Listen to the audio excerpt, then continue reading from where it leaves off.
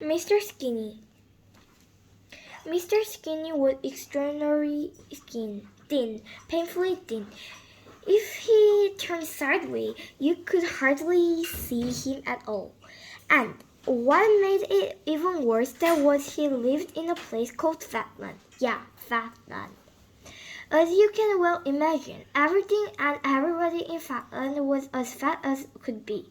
Not short, fat. Fatland dogs was extremely fat. Fatland worms were extraordinarily fat. Fatland birds were exceedingly fat. And you should see a Fatland elephant. Whew! And there, in the middle of all this fatness, lived Mr. Skinny.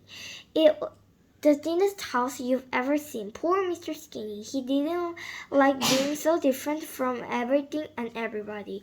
But there wasn't very much he could do about it. You see, he had hardly any appetite at all. A Mr. Skinny meal was very meager affair. Do you know what he had for breakfast? One cornflake, and for lunch, one baked bean, and for tea, nothing, and for supper, the world's smallest sausage. And after that, he felt so full he went straight to bed. In his long, thin bed, in his long, thin bedroom, in his long, thin house, and in Fatland. Oh, I do so wish I could do something about my appetite, he sighed to himself just before he went to sleep. I think, he thought, that I had better go and see the doctor about it, and he went to sleep. The following morning was lovely.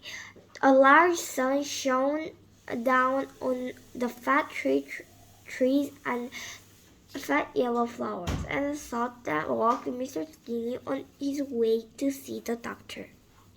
Dr. Plump, come in, he whistled as Mr. Skinny knocked at his door.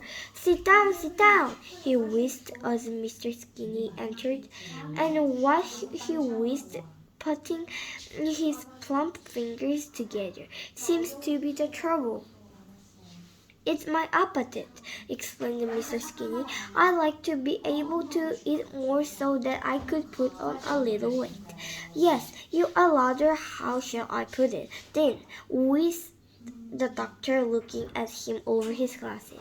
I know, he continued. Let's start the treatment right now. He licked his lip.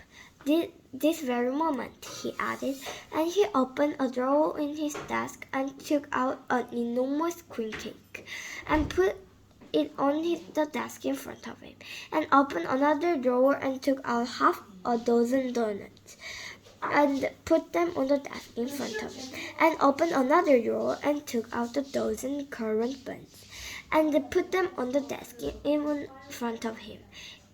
11, sis, he explained, but it's only 10 o'clock, said Mr. Skinny, who counting with Dr. Plump.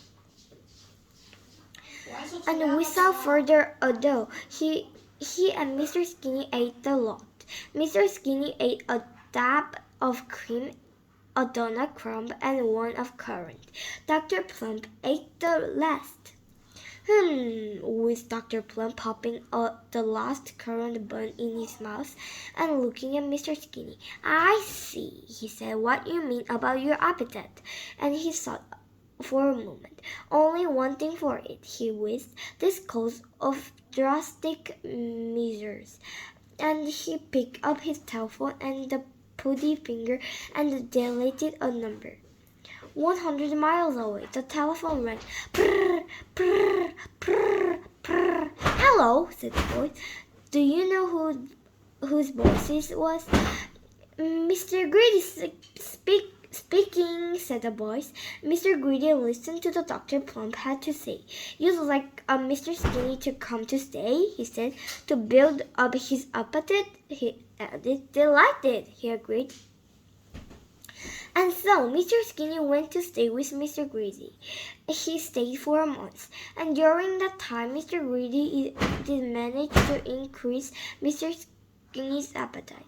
And so, at the end of the month, Mr. Skinny returned home happy.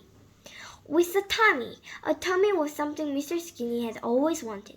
I never knew I had it in me, he chuckled on to himself. He was feeling so proud of his tummy. He decided to call in and see Dr. Plum on his way home. I say, with Dr. Plum looking him up and down, congratulations! Tell you what, Ewan, this called for a celebration, and he opened his desk drawer.